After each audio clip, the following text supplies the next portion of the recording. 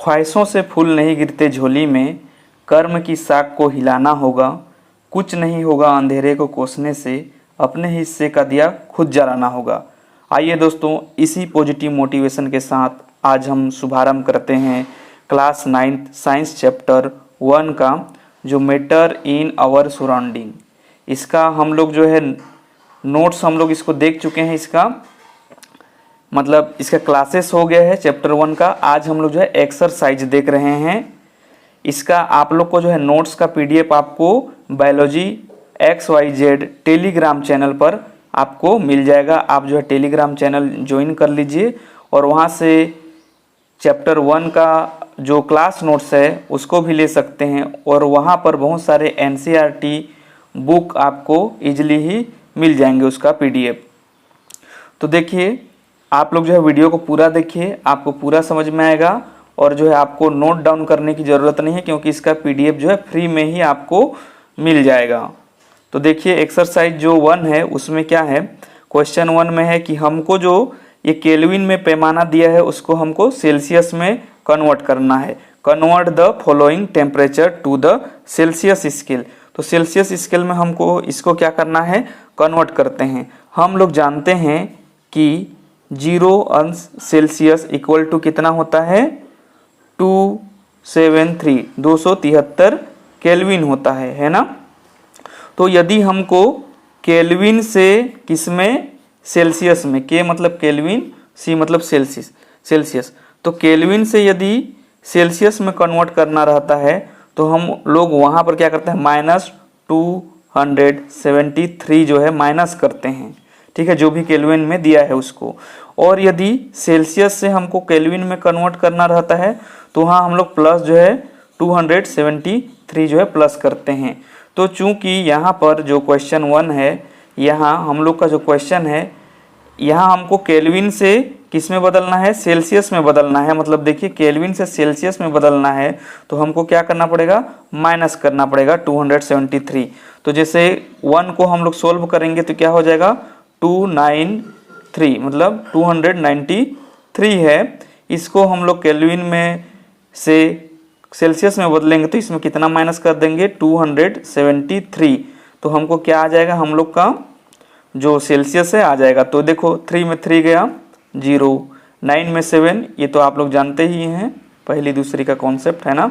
तो 9 में जो है 9 में 7 माइनस कर देंगे तो कितना हो जाएगा, 2, और ये 2 कैंसल आउट हो जाता है ना। तो इसका जो पहला नंबर का आंसर क्या हो जाएगा, ये इसको कन्वर्ट कर लिए तो 20 सेल्सियस होगा। कितना, 20 सेल्सियस। ठीक, सेल्सियस। ये अब वैसे ही देखो, इसको क्या हो जाएगा, इसको इधर सॉल्व करते हैं। जैसे कि यहाँ कितना दिया है, 470 केल्विन दिया है, इसको हमको सेल्सियस में कन्वर्ट करना है तो कितना माइनस कर देंगे, केल्विन से सेल्सियस में 2 माइनस 273। तो 273 माइनस कर देते हैं। तो ये कैरी ले लेते हैं इधर से, तो 10 में 3 कितना हो जाएगा, यहाँ 7 और यहाँ पर 6 बचा है तो इधर से फिर कैरी ले आएंगे तो यहाँ 16 में 7 गया कितना, 9, और यहाँ 3 बचा है और 3 में 2 गया 1। तो कितना आंसर हो गया, आंसर हो गया 197 सेल्सियस इसका। ठीक, कन्वर्ट हो गया सेल्सियस। अब हम लोग जो है अगला क्वेश्चन की ओर बढ़ते हैं। देखिए, यहाँ क्वेश्चन 2 जो है, convert the following temperature to the Kelvin scale. अब जो है जस्ट अपोजिट, कि केल्विन सेल्सियस में दिया है, इसको हमको किस में चेंज करना है, केल्विन में चेंज करना है। तो देखिए यहाँ क्या किए थे हम लोग, इसमें जो है केल्विन को सेल्सियस में कन्वर्ट किए थे तो -273 जो है माइनस किए थे। लेकिन अब जो ये डाटा जो है सेल्सियस में दिया है, मतलब सी मतलब सेल्सियस में दिया है, के मतलब केल्विन, तो सेल्सियस को हमको किस में कन्वर्ट करना है, केल्विन में। तो हम लोग कितना प्लस करेंगे, 273।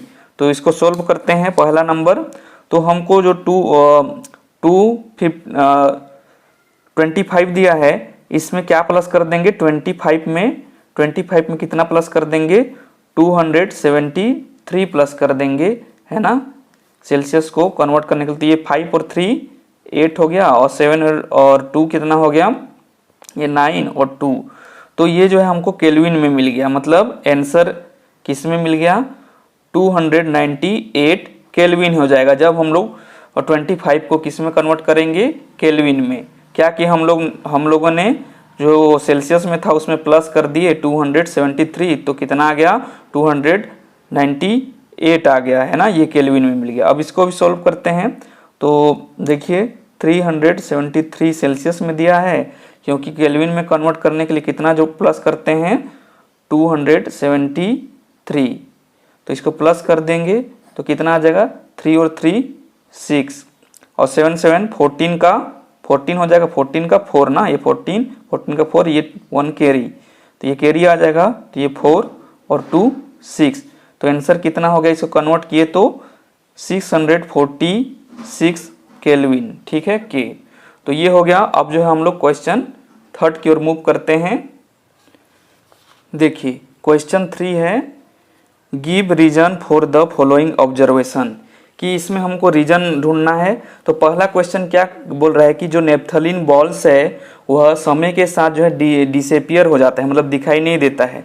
जैसे कि आप लोग वीडियो में देख रहे होंगे नेप्थलीन का जो बॉल्स है, इधर देखिए, तो ये नेप्थलीन बॉल्स को आप लोग देखे होंगे जो बाथरूम वगैरह है ना, टॉयलेट रूम या जो वॉशरूम है वहाँ पर रख देते हैं, और वह जो कुछ समय बाद जो है डिसेपियर हो जाता है। तो ऐसा क्यों दिखाई देता है, इसका जो है रीजन यहाँ लिखने के लिए बोल रहा है। तो इसका रीजन क्या है कि नेप्थलीन जो बॉल्स है वह क्यों डिसेपियर हो जाता है, क्योंकि जो नेप्थलीन बॉल्स है वह जो है सॉलिड है। ये बॉल्स क्या था, कौन से स्टेट में है, सॉलिड स्टेट में है, फिर वो डायरेक्ट जो है गैस स्टेट में जो है कन्वर्ट हो जाता है, ठीक है। किसमें, नेप्थलीन जो बॉल्स है वो किसमें कन्वर्ट हो जाता है, जैसे कि ये नेप्थलीन का बॉल्स है तो ये सॉलिड अवस्था में है अभी, और सॉलिड अवस्था से किसमें कन्वर्ट हो जाता है, ये जो है गैस में कन्वर्ट हो जाता है, किसमें, गैस स्टेज में कन्वर्ट हो जाता है। और इस प्रोसेस को क्या बोलते हैं हम लोग, कि सॉलिड से गैस में कन्वर्ट हो जाने की प्रोसेस को हम लोग जो है, जो चैप्टर है उसमें हम लोग देख चुके हैं, तो सब्लिमेशन बोलते हैं। क्या बोलते हैं, सब्लिमेशन। तो सब्लिमेशन प्रोसेस द्वारा जो है सॉलिड किसमें कन्वर्ट हो जाता है, गैस में। इसीलिए जो है जब उसको नेप्थलीन बॉल्स को हम लोग रखे रहते हैं तो कुछ समय बाद जो है वहाँ से हमको डिसेपियर मतलब दिखाई नहीं देता है, क्योंकि वो गैस में कन्वर्ट होकर के उड़ गया रहता है ना, ठीक है।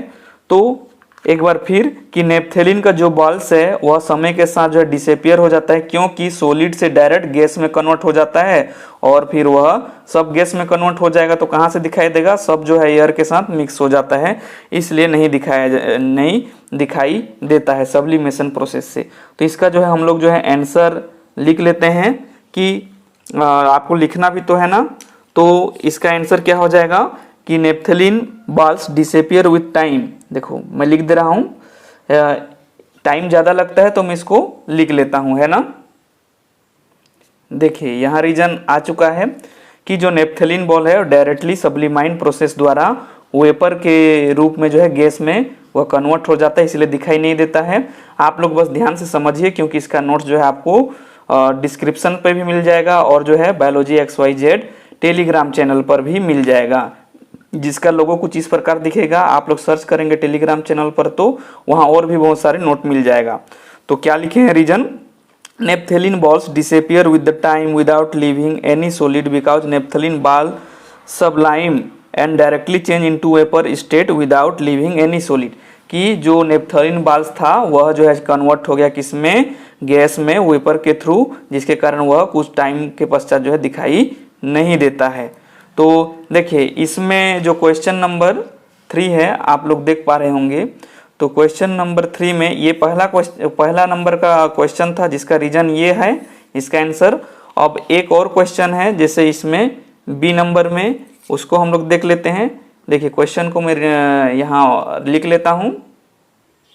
देखिए यहाँ क्वेश्चन है कि परफ्यूम, हमको जो है दूर कहीं पर बैठे हैं फिर भी जो है कोई परफ्यूम लगाया है, फिर भी हमको जो है कैसे में उसका जो है स्मेल, सुगंध जो है हम तक मिल जाता है ना। जैसे कि अभी ट्रेंडिंग में चल रहा था, है ना जी, क्या बोलते हैं उसमें एडवर्टाइजमेंट, कि क्या चल रहा है, फॉग चल रहा है, क्या चल रहा है।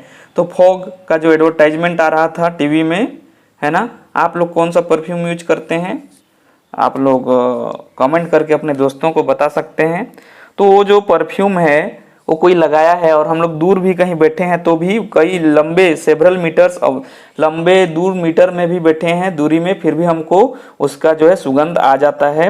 क्यों बोल रहा है, देखिए क्वेश्चन क्या बोल रहा है, we can get the smell of perfume sitting several metres away. कैसे में हमको जो है उसका सुगंध दिखाई दे देता है। तो इसका रीजन ये है कि जो परफ्यूम है, ठीक है, परफ्यूम कैसा नेचर का होता है जी, जो परफ्यूम है, परफ्यूम वो ओलेटाइल नेचर का होता है। कैसे, ओलेटाइल, ओलेटाइल मतलब कि वह जो है किसमें, एयर में घुल जाता है और जो है अधिक कंसंट्रेशन से कम कंसंट्रेशन की ओर चला जाता है। इसलिए हमको जो है क्या, सुगंध जो है उसका महकने लगता है ना। जैसे स्कूल में भी, क्लास में भी कोई जैसे लगा लेता है कोई फंक्शन वंक्शन के दिन में या कोई ऐसे दिन में, तो भी हमको पता चल जाता है कोई दूर से ही आ रहा होता है। तो क्योंकि जो परफ्यूम है वोलेटाइल नेचर मतलब कि एयर में घुल जाने वाला नेचर का होता है, जिसके कारण जो है अधिक कॉन्सेंट्रेशन से, ठीक है, मान लो यहाँ परफ्यूम का ये अधिक कॉन्सेंट्रेशन है, ये ज़्यादा सघन घना से कम घने की ओर ये जो है क्या होने लगते हैं, जाने लगते हैं। इसी प्रोसेस को क्या बोलते हैं, डिफ्यूजन बोलते हैं। क्या बोलते हैं, डिफ्यूजन बोलते हैं। तो ये जो है डिफ्यूजन प्रोसेस से जो है अधिक कॉन्सेंट्रेशन ज़्यादा घना से जो है कम घने की ओर, कम तरफ जो है आने लगता है और हमको जो है पता चल जाता है ना। होप समझ गए होंगे कि वो परफ्यूम जो है वोलेटाइल नेचर का होता है, जिसके कारण एयर में घुल जाता है और जो है वो अधिक कॉन्सेंट्रेशन से कम कॉन्सेंट्रेशन की ओर आ जाता है। जिधर नहीं है उधर, जिधर ज़्यादा है उधर से, जिधर कम है उधर, डिफ्यूजन प्रोसेस द्वारा, जिसके कारण हमको जो है उसका सेंट जो है दूर बैठे हैं फिर भी या फिर खड़े भी रहते हैं तो भी सुगंध उसका आ जाता है। या घर में भी मम्मी खाना वाना कुछ बनाते रहती है तो उसका भी सुगंध क्या आ जाता है ना, क्योंकि खाने तरफ जो है ज़्यादा वहाँ कॉन्सेंट्रेशन है फूड का ओ एयर में, है ना, उसका सुगंध का, और इधर तो वो ज़्यादा कॉन्सेंट्रेशन से हमारे इधर पड़ रहे होंगे या बैठे रहते हैं तो इधर आ जाता है और हम लोग सूंघ के यदि अच्छा लगता है तो हम लोग जो है उधर किचन की ओर दौड़ने लगते हैं। तो चलिए इसका रीजन जो है लिख लेते हैं, हम लोग समझ गए हैं तो मैं नोट डाउन कर दे रहा हूँ। देखिए इसका रीजन आ चुका है कि we can get the smell of perfume sitting several metres away.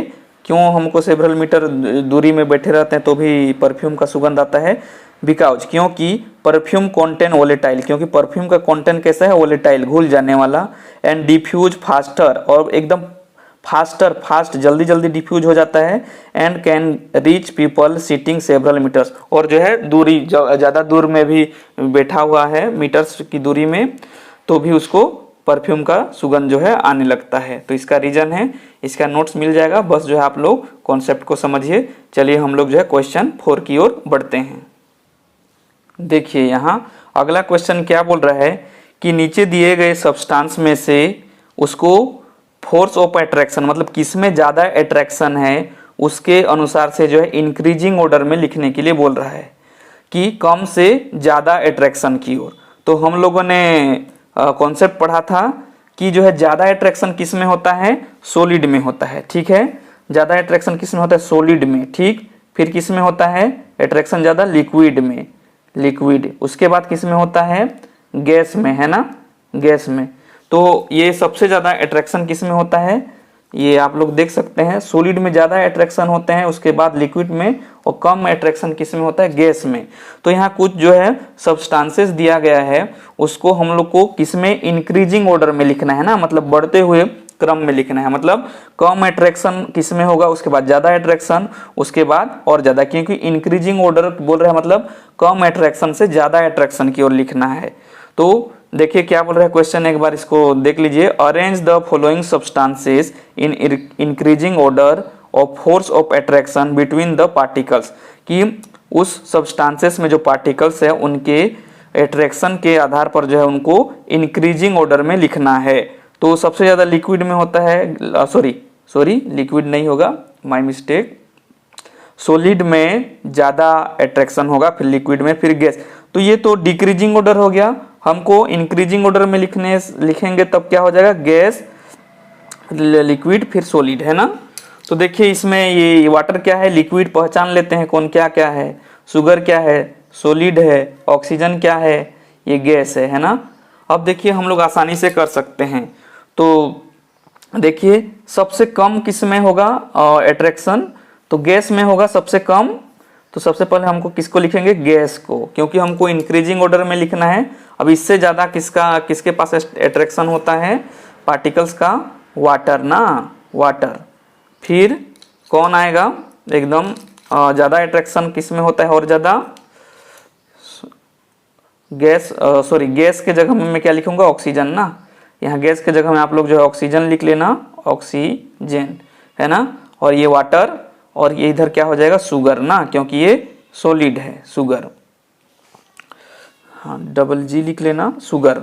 तो ये देखिए इंक्रीजिंग ऑर्डर में हम लोगों ने जमा दिया कि अट्रैक्शन किस में ज़्यादा होता है, सबसे कम गैस में होता है, उससे वाटर में, फिर शुगर में, क्योंकि ये इंक्रीजिंग ऑर्डर में इस तरफ से हम लोग बढ़ रहे हैं। तो यही इसका आंसर हो जाएगा, क्योंकि सॉलिड में ज़्यादा अट्रैक्शन होता है। और जैसे कि सॉलिड में बनाना चाहूँ तो सॉलिड में ये पार्टिकल्स जो है एकदम पास पास होंगे, जबकि लिक्विड में क्या होगा, थोड़ा दूर दूर होंगे, और गैस में क्या हो जाएगा, और बहुत दूर दूर हो जाएंगे। ठीक है, तो होप यह समझ में आ गया होगा जी आप लोगों को। चलिए अगले क्वेश्चन की ओर हम लोग बढ़ते हैं। आप लोग पेशेंस के साथ देखते जाइए, और इसका नोट जो है डिस्क्रिप्शन में डाउनलोड कर लीजिएगा।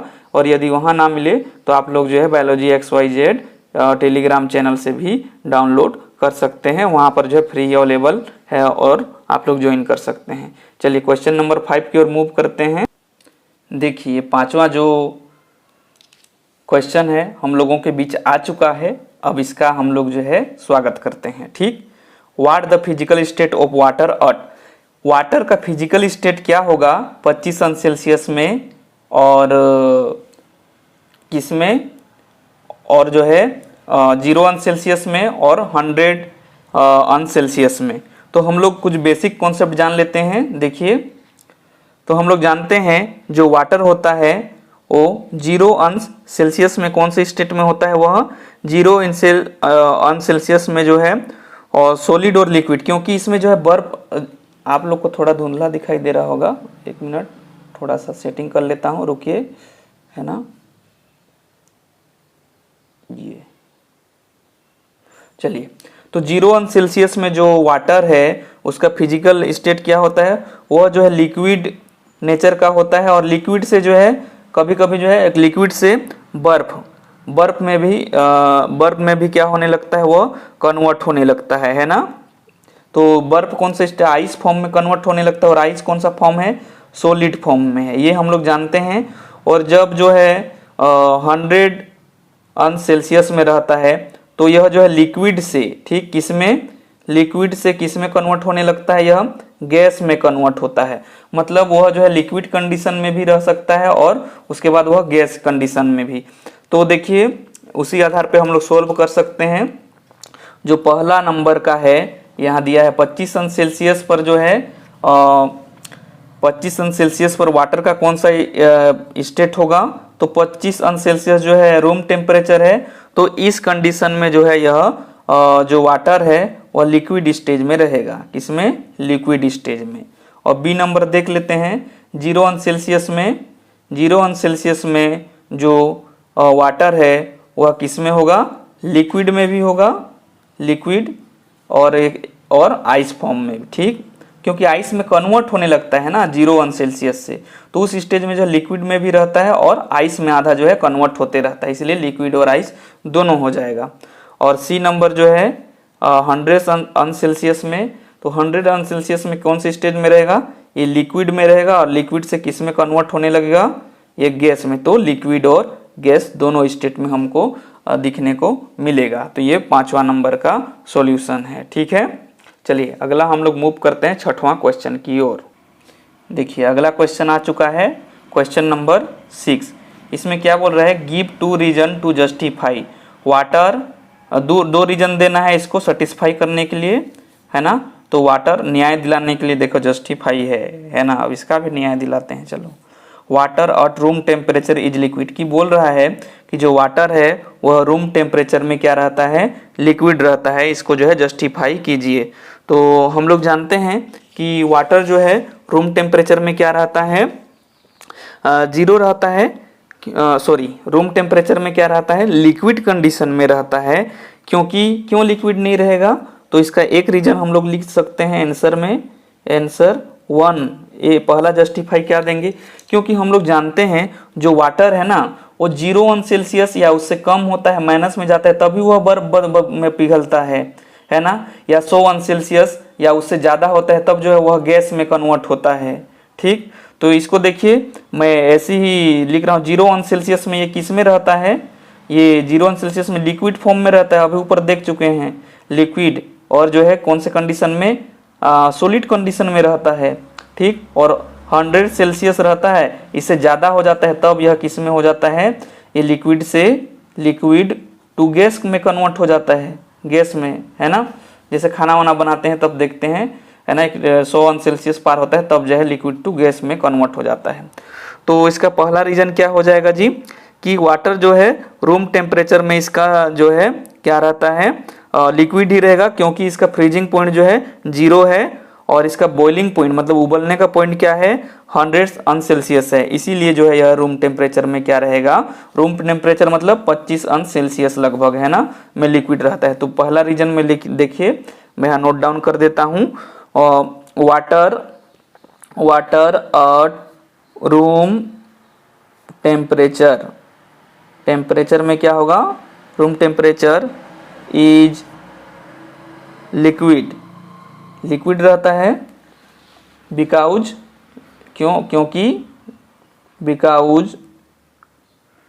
इट्स फ्रीजिंग टाइम, इसका फ्रीजिंग टाइम कितना होता है, इट्स फ्रीजिंग टाइम कितना होता है जी, फ्रीजिंग टाइम नहीं, फ्रीजिंग पॉइंट लिख सकते हैं, फ्रीजिंग पॉइंट 0 सेल्सियस, इसीलिए जो है 25 सेल्सियस में ये जो है लिक्विड रहता है, क्योंकि 0 में तो नहीं है जिसके कारण यह ठोस में बदल जाए, मतलब सॉलिड में बदल जाए, है ना। और ये पहला रीजन हो गया, ये पहला रीजन। और दूसरा रीजन में क्या रख सकते हैं, क्योंकि इसका बॉइलिंग पॉइंट मतलब उबलने का पॉइंट, बॉइलिंग पॉइंट कितना है, बॉइलिंग पॉइंट जो है इसका पॉइंट इज कितना है, 100 सेल्सियस है। तो ये ना तो 100 सेल्सियस में है रूम टेम्परेचर, ना ही 0 सेल्सियस में है, क्योंकि 0 में रहता तो किस में रहता, लिक्विड और सॉलिड में, और 100 सेल्सियस में रहता तो लिक्विड से गैस में।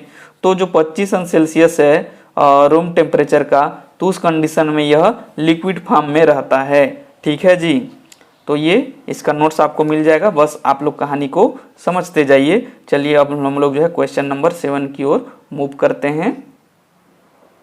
देखिए अगला क्वेश्चन की ओर मूव करने से पहले हम लोग ये बी नंबर कैसे छोड़ दें, है ना, इसका भी तो जस्टिफाई करना है, क्योंकि ये नंबर का जस्टिफाई कर दें तो ये बेचारा क्वेश्चन रोएगा, इसको छोड़ के चले जाएंगे अगला क्वेश्चन की ओर।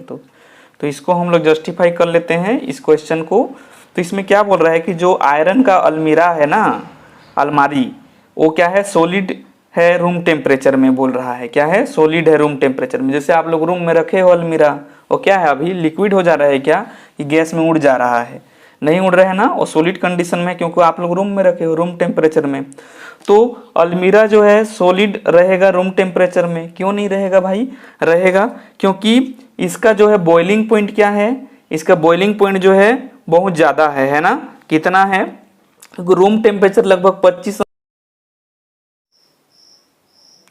ये 25 सेल्सियस टू 35 सेल्सियस होता है रूम टेम्परेचर लगभग। तो इस टेम्परेचर में क्या रहता है, जो अलमीरा है वह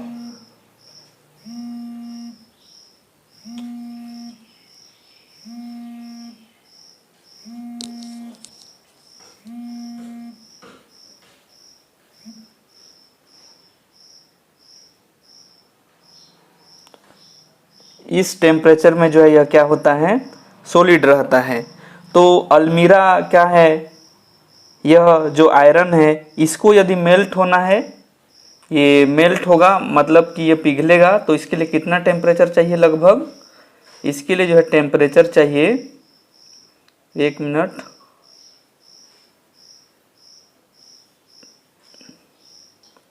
इसके लिए यदि यह जो है रूम टेम्परेचर है तो इसमें यह सॉलिड ही रहता है अलमीरा, यदि इसको मेल्ट होना है, पिघल जाएगा, तो उसके लिए कितना सेल्सियस चाहिए, लगभग 1204, अंश सेल्सियस चाहिए ये मेल्टिंग हो जाएगा, किसका, आयरन का मेल्टिंग होने के लिए।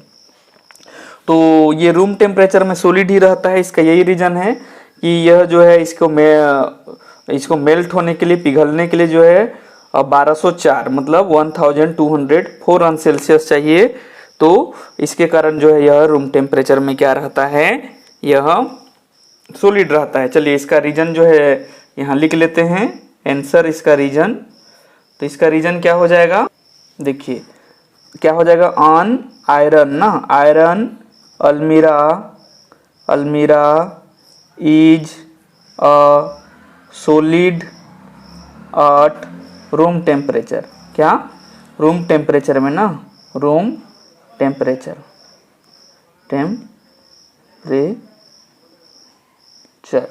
रूम टेम्परेचर में सॉलिड रहता है because, because his melting point of iron, ठीक है, क्योंकि बिकॉज मेल्टिंग पॉइंट, इसका melting point of iron is, iron का melting point iron is higher होता है, किससे, रूम टेम्परेचर से। तो क्या लिख सकते हैं, higher than room temperature, than room temperature, ठीक, ये टेम्परेचर, क्योंकि अल्मीरा का रूम टेम्परेचर में सॉलिड रहता है और उसको मेल्ट होने के लिए उससे ज़्यादा चाहिए, कितना, 1204 अंश सेल्सियस, ठीक है। तो ये इसका रीजन है। चलिए अब जो है हम लोग क्वेश्चन आगे की ओर जाते हैं 7 में। देखिए हम लोगों के बीच जो है अगला क्वेश्चन आ चुका है।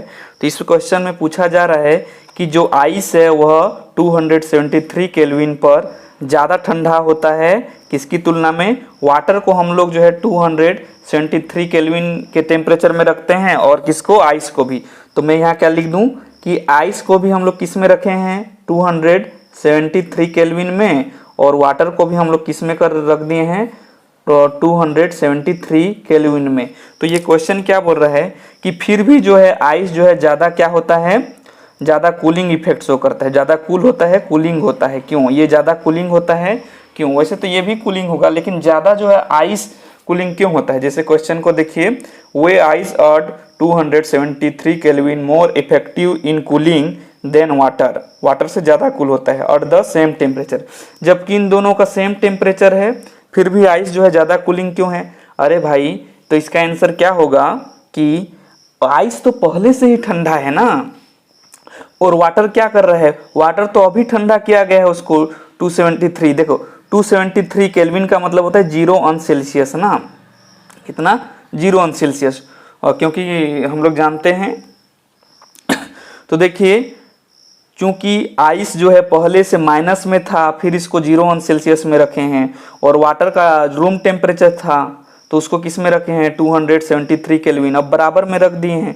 तो आइस तो पहले से ही ठंडा था ना, तो कूलिंग इफेक्ट क्यों शो नहीं करेगा, करेगा, है ना, करेगा, क्योंकि इसमें जो है क्या होता है, पहले से ही ठंडा होता है, ठीक।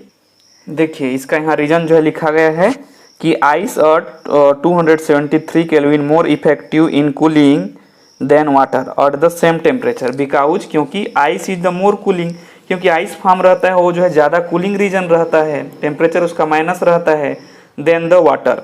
और जो आइस जो है अभी अभी ice absorb latent heat from the medium, और आइस जो है अभी अभी जो है मीडियम से जो है लेटेंट हीट को जो है एब्जॉर्ब कर रहा है ना, ठीक है। जबकि water not absorb extra heat at medium, तो वाटर जो है अभी हीट को एब्जॉर्ब नहीं कर रहा है, वो तो पहले ज़्यादा हीट में था, है ना, 25 था रूम टेम्परेचर में, अब वह कूल होके 0 अंश सेल्सियस में आ रहा है, कौन, वाटर। जबकि जो आइस है वो कैसा था, आइस तो पहले माइनस में था, जैसे माइनस इसको 20 कर लेते हैं और अभी जाके यह किस में आया है, 0 में आया है, ठीक है, ये आइस। तो देखो तो ये पहले से ही माइनस में था और अभी अभी जो है यह हीट को एब्जॉर्ब कर रहा है, कौन, आइस।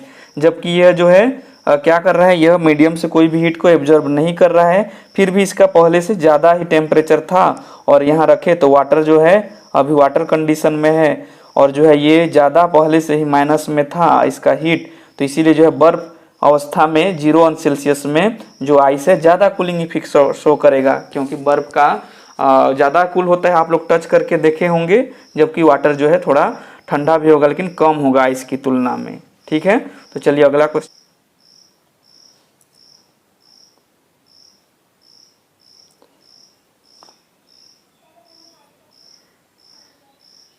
क्वेश्चन नंबर 8 में आ गए हम लोग। ठीक है, तो इसमें क्या बोल रहा है कि जलने की जो जलने का महसूस है वो किस में ज़्यादा होगा। जैसे कि मान लो कि कोई severe burns, what produce more severe burns, boiling water और स्टीम। मतलब कि जो उबलता हुआ पानी है और जो भाप है उसमें जलने का जो तीव्रता है वो किस में ज़्यादा होगा, किस में ज़्यादा हमको जो है जलन महसूस होगा, गर्म पानी में जो उबल रहा है उसमें कि भाप में। तो इसका आंसर क्या है कि हमको जो है ज़्यादा किस में तापमान लगेगा, गर्म महसूस, हीट महसूस किस में होगा, स्टीम में, भाप में। क्योंकि जो है भाप में जो है हिडन हीट होता है, गुप्त ऊष्मा होता है, और वह जो हमेशा जो स्टीम है वह जो है टेम्परेचर को अपने साथ ले करके भागता है। इसीलिए कभी भी आप लोग देखे होंगे खाना वाना बनाते होंगे या किसी चीज़ को किचन में जो है ढक के पकाते होंगे तो उठाते रहते हैं तो भाप थोड़ा सा पड़ता है तो कितना जल जाता है ना। तो किस में ज़्यादा होगा, मोर सीवियर बर्न्स किस में ज़्यादा होगा, स्टीम में, वाटर, बॉइलिंग वाटर की तुलना में। क्योंकि बॉइलिंग वाटर में हिडन हीट नहीं होता है, ठीक है, और जबकि स्टीम में, भाप में जो है अपने साथ वह हिडन हीट, एक्स्ट्रा जो गुप्त ऊष्मा बोलते हैं वो होता है स्टीम में। तो इसका ज़्यादा प्रभाव हमको सीवियर इफेक्ट दिखेगा। ठीक है, तो इसका आंसर हम लोग लिख लेते हैं। देखिए आंसर को मैं लिख दे रहा हूँ क्योंकि टाइम बहुत लगता है और ज़्यादा टाइम का वीडियो बनता है तो क्या होता है कि अपलोड करने में दिक्कत होता है ना। तो मैं आंसर को लिख ले रहा हूँ। देखिए ये आंसर हम लोगों के बीच आ चुका है। तो देखिए जो स्टीम है उसका 100 अंश सेल्सियस में विल, देखो स्टीम एट 100 अंश Celsius produce more severe burns, उसमें सेवियर बर्न्स है ना, मतलब ज़्यादा उसका जो है क्या होगा, प्रभाव दिखेगा किसमें, और जलेगा ज़्यादा ना, किसका, भाप का। क्योंकि भाप में जो है क्या होता है, यहाँ आप लोग देख रहे होंगे वो अपने साथ कैरी किए रहता है किसको, लेटेंट हीट को, burns, burn, more severe burns ना, यहाँ पर BURNS, ठीक है, सेवियर बर्न्स BURNS आप लोग सुधार लेंगे। और एक्स्ट्रा हीट इज हिडन, उसके पास एक्स्ट्रा हीट को रखा रहता है, उसको क्या बोलते हैं, latent heat. Where the boiling water does not have this hidden heat, उसके बाद जो है ये लेटेंट हीट जो है नहीं रहता है बॉइलिंग वाटर के साथ, मतलब कम हीट रहता है। इसके कारण जो है ज़्यादा सीवियर बर्न्स किस में देखने को मिलेगा, स्टीम में, भाप में। ठीक है, चलिए अगला क्वेश्चन की ओर हम लोग जो है बढ़ते हैं।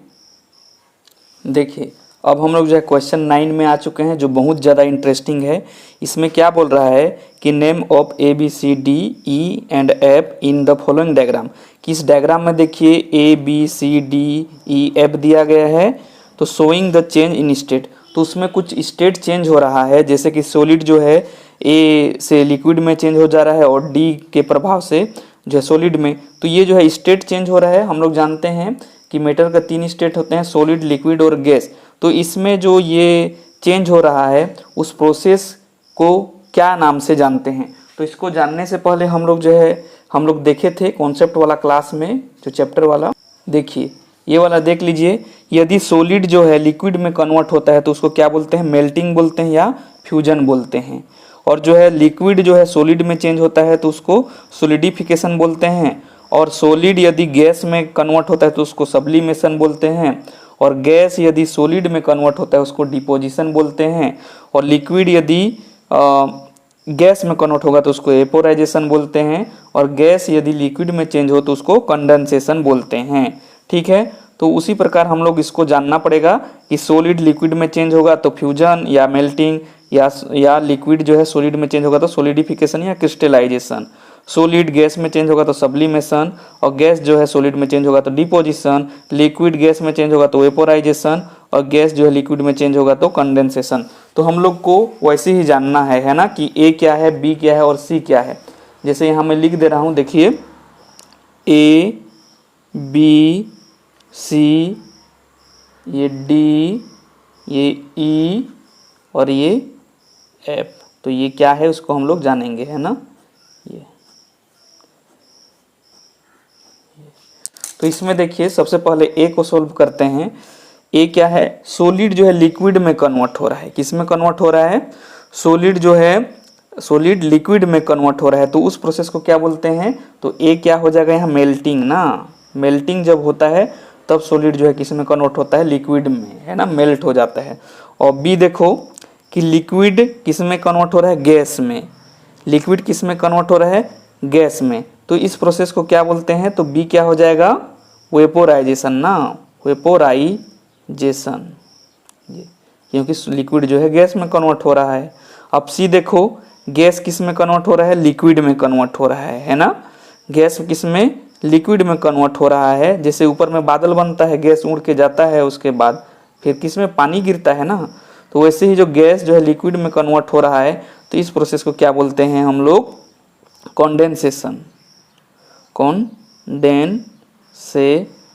तो सी क्या हो जाएगा, कंडेंसेशन। अब डी देखो, लिक्विड से सॉलिड में बदल रहा है ना, तो इसको क्या बोलेंगे, सोलिडिफिकेशन बोलते हैं, सोलिडिफिकेशन,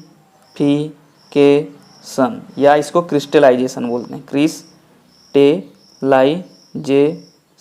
ठीक, क्रिस्टलाइजेशन। अब देखिए अगला ई क्या है कि सॉलिड किस में कन्वर्ट हो रहा है, देखो ये सॉलिड, ये देखो डायरेक्ट किस में कन्वर्ट हो रहा है, गैस में कन्वर्ट हो रहा है ना। तो इस प्रोसेस को क्या बोलते हैं, सब्लिमेशन बोलते हैं, सब्लिमेशन। तो ये ई क्या हो गया, सब्लिमेशन। और एफ देखो, एफ क्या हो रहा है कि गैस किस में कन्वर्ट हो रहा है, देखो सॉलिड में कन्वर्ट हो रहा है ना। तो इसको क्या बोलते हैं, डिपोजिशन बोलते हैं, डिपोजिशन, ठीक। तो ये आंसर हो गया कि इसमें इसका वैल्यू क्या क्या हो जाएगा, है ना। तो होप यह वीडियो आपके लिए हेल्पफुल रहा होगा। तो आप लोग चैनल पे नए हैं तो चैनल को सब्सक्राइब कर लीजिएगा और इससे जुड़ जाएगा, क्योंकि इस चैनल पे जो है आपके हेल्प के लिए आपको जो है नोट्स फ्री में भी प्रोवाइड किया जा रहा है, और आप लोगों के लिए एक एक करके जो है वीडियो बनाया जा रहा है। और जो वीडियो आएगा फिर चैप्टर 2, 3 करके पूरा वीडियो इसमें एक एक करके आता जाएगा, आ भी रहा होगा। और जब वीडियो देख रहे हैं तो बहुत सारा वीडियो आ भी चुका होगा। तो देखिए आप जो है टेलीग्राम चैनल है बायोलॉजी XYZ, आपको ऐसा लोगो दिखेगा, उसको जो है टेलीग्राम में सर्च करके उसमें ज्वाइन कर लेना है। वहीं आपको नोट्स मिलेगा, और जो है एक बार डिस्क्रिप्शन चेक कर लेना, वहाँ भी नोट्स का लिंक जो है दे दिया जाएगा। यदि डिस्क्रिप्शन से डाउनलोड नहीं हो पाता है तो आप लोग जो है इस नंबर में मैसेज भी कर सकते हैं, वहाँ से भी मैं आपको नोट्स PDF दे दूँगा। तो नोट्स मिलने का क्या क्या तरीका है, या तो आप डिस्क्रिप्शन चेक करिए या इस नंबर पे कांटेक्ट करिए, और किसको टेलीग्राम पर बायोलॉजी XYZ चैनल है, वहाँ जो है आपको के लिए नोट्स जो है वहाँ उपलब्ध करा दिया जाएगा। आपका बहुमूल्य समय देने के लिए बहुत बहुत धन्यवाद। ओके, आपको बेस्ट ऑफ लक, मिलते हैं नेक्स्ट इंटरेस्टिंग वीडियो में।